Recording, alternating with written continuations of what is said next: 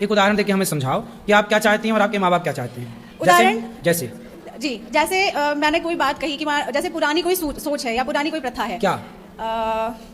नहीं, शादी को लेके तो नहीं गुरुजी, ऐसी कोई प्रथा है कि उनको ऐसा लगता है कि हम ऐसे चले आए हैं, हमारे पूर्वज ऐसे चले आए हैं, तो हमारे घर का जैसे संस्कार यही है, रीति रिवाज यही है, तो हम उसको फॉलो करेंगे। जबकि उनको लगता है वो अपनी जगह ठीक है और हमें लगता है कि हम थोड़े एजुकेटेड में हैं, उस चीज़ को नए तरीके से बदल सकते हैं, नया कुछ कर सकते हैं। तो उनको लगता है, जैसे कभी कभी उनको लगता है कि एक लड़की होना बहुत लिमिटेड होना रहता है, कि आप लड़की हैं, आपको एक तरीके में रहना चाहिए, आप लिमिटेड ही रहिए। और हमें लगता है कि नहीं, हम एक लड़की हैं तो हम कर सकते हैं, क्यों नहीं कर सकते हैं, हर चीज़ें कर सकते हैं। तो उनकी ये सोच रही है कि मतलब हम जो है लड़कियों को इतने ही दायरे में रखेंगे, इतना ही ऐसे ही चलेगा जैसा चलेगा। आपको कितने दायरे में जाना है और कितने आगे? दायरे इन द सेंस गुरुजी की जैसे लगता है कि उनको लगता है कि बहुत ज्यादा मतलब बाहर छूट नहीं देनी चाहिए, और एक रहता है कि एक प्राइवेसी मेंटेन होनी चाहिए। तो ज्यादा छूट, आप छूट चाहती हैं? छूट नहीं चाहते गुरुजी, जैसे लगता है कि कभी कभी हमारे घर में हो जाता है कि अगर हमको बाहर स्टडी के लिए जाना है तो हमारे घर में ये रहा कि नहीं, आप लड़की हैं तो आपको रहना चाहिए, नहीं बाहर जाना चाहिए, ये सारी चीज़। तो फिर आप स्टडी करने बाहर नहीं जाती? नहीं, मैं बाहर नहीं गई, घर पे ही रही? जी। ठीक है, तो आप क्या चाहती हैं कि आप भी बाहर जाती? बाहर जाती, मतलब मेरे हिसाब से क्या लगता है कि मुझे ऐसा लगता है कि हमारे उनके बीच में बड़े वैचारिक मतभेद हो जाते हैं, तो क्या मतलब ये चीज़ सही है कि हम हर टाइम उनकी बात मानें? बता रहे हैं, ऐसा है, देखो जैसे आपने कहा कि ज़माना बदल गया, हम मॉडर्न हैं, आज का ज़माना युग मॉडर्न युग है।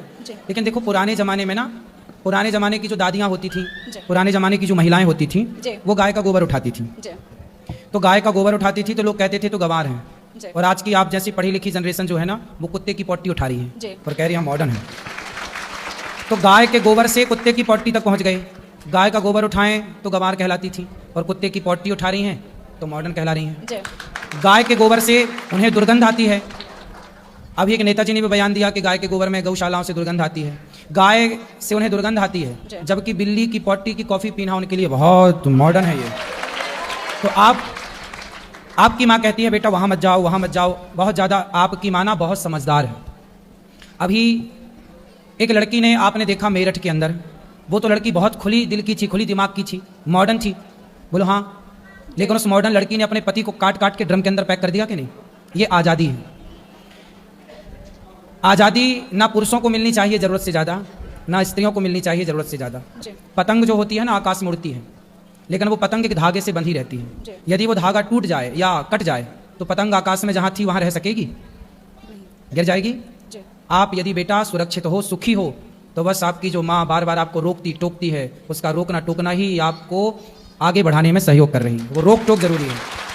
माँ बाप की रोक टोक खत्म हो जाएगी। सूप नखा को कोई रोकने वाला नहीं था। आजकल जिस लड़की को रोकने वाला कोई नहीं है, और लड़की यदि ना रुके माँ बाप के रोकने से, तो देख लेना वो सूप नखा बन के ही लौटेगी।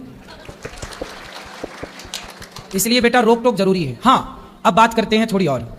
कुछ बातें ऐसी होती हैं कि माँ बाप पुराने रीति रिवाज को फॉलो करते हैं, ठीक है, माँ बाप की वो बात मान लेनी चाहिए जो अच्छी है। जैसे कि एक छोटा, आपसे मैंने पूछा जैसे उदाहरण दो, आप उदाहरण नहीं दे पाई, पर मैं एक उदाहरण देता हूँ। जैसे आप लड़की हैं, आप कहती हैं कि मैं व्यापार करूंगी, पर आपकी माँ कहती है नहीं तू व्यापार मत कर, तू नौकरी कर ले, फॉर एग्जाम्पल।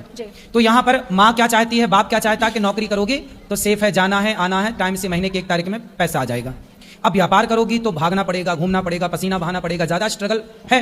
तो माँ बाप क्या चाहते हैं अपने बच्चों को, मेरा बेटा नौकरी करे। लेकिन जब बच्चा कहता कि नहीं मैं नौकरी नहीं करूंगा, मैं बिजनेस करूंगा, तो माँ बाप बिजनेस की परिभाषा नहीं समझ पाते, वो नौकरी की परिभाषा जल्दी से जान जाते हैं।